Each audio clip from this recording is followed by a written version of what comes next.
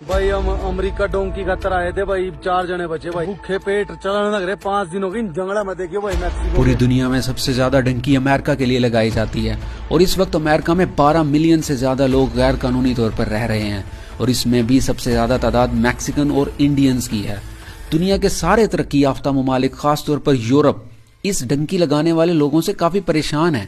डंकी असल में वो तरीका है जिसमें होता यह है कि कोई भी शख्स गैर कानूनी तौर पर किसी भी मुल्क का बॉर्डर क्रॉस करके दूसरे मुल्क में चला जाता है और आमतौर पर गैर तरक्की याफ्ता मुल्कों के लोग अच्छे मुस्तकबिल के लिए तरक्की याफ्ता मुल्कों में जाना चाहते हैं, मगर वो इस मुल्क की वीजा की लीगल रिक्वायरमेंट्स को पूरा नहीं कर पाते।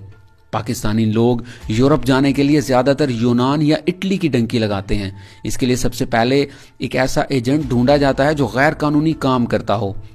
तो ये एजेंट कई लाख रुपए चार्ज करता है और फिर इस बंदे को बाकी डंकी लगाने वाले ग्रुप के साथ गाड़ी में बिठाकर ईरान के बॉर्डर की तरफ लाया जाता है, जहां इनको ऊंचे पथरीले पहाड़ों पर पैदल चलने का कहा जाता है और कई घंटों के सफर के बाद ईरान का बॉर्डर क्रॉस किया जाता है। कई लोग तो यहीं पर ही बॉर्डर क्रॉसिंग के दौरान मारे जाते हैं और इन्हीं रास्तों पर जगह जगह आपको लोगों की हड्डियां और सामान भी देखने को मिलता है। दूसरी तरफ एक और एजेंट इनको गाड़ी में बिठाकर इंतहाई तेज रफ्तारी और पथरीले रास्तों और तेहरान से होते हुए किसी गांव में उतार देता है।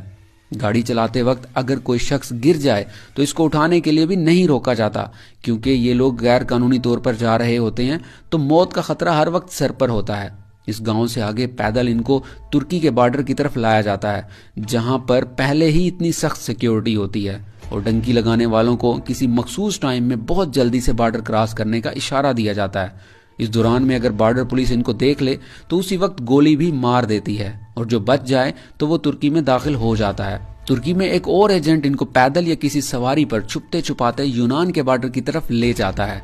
और यहाँ पर भी वही सख्ती इनका इंतजार कर रही होती है। जो लोग इस बॉर्डर को भी पार कर लेते हैं तो उनको आगे इटली के लिए पैदल या समंदर के रास्ते इटली ले जाया जाता है। पैदल वाला रास्ता और ज्यादा खतरनाक है, जबकि समंदर से इटली पहुंचने के लिए भी छोटी सी कश्ती पर उसकी गुंजाइश से भी ज्यादा लोगों को बिठाकर ले जाया जाता है। इस सारे सफर के दौरान बहुत सारे लोग भूख से मर जाते हैं या बॉर्डर क्रॉसिंग के दौरान मारे जाते हैं या रास्ते में गिर जाएं या रास्ता भटकने की वजह से भी मर जाते हैं। इस रास्ते के अलावा भी बहुत सारे रास्ते हैं जिनके जरिए से गैर कानूनी तौर पर यूरोप के किसी मुल्क में पहुंचा जाता है और वहां पर असाइलम के लिए अप्लाई कर दिया जाता है। जो लोग असाइलम के लिए अप्लाई करते हैं उसको असाइलम सीकर कहा जाता है। ये असाइलम सीकर यूरोप के किसी भी मुल्क में पहुंचकर उस मुल्क की हुकूमत को पनाह देने की दरखास्त करते हैं और जिसमें वो ये जाहिर करते हैं कि वो जिस मुल्क से आ रहे हैं वहां पर इन पर जुल्म और ज्यादती होती रही है, या कोई भी झूठा सा उज़्र बनाकर पेश करते हैं और वजह बताते हैं कि इसी वजह से हम ये मुल्क छोड़कर इधर आ गए हैं और अब इनको यहाँ पर पनाह दी जाए। इस तरह से इनका ये केस इस मुल्क में शुरू हो जाता है और इस केस को मुकम्मल होने में भी बाज़ दफ़ा सालों लग जाते हैं। तो जब तक ये केस चलता रहता है तब तक ये इस मुल्क में आराम से रिहाइश रखते हैं, जिसमें इनको खाना पीना, रिहाइश, एजुकेशन सब कुछ दिया जाता है।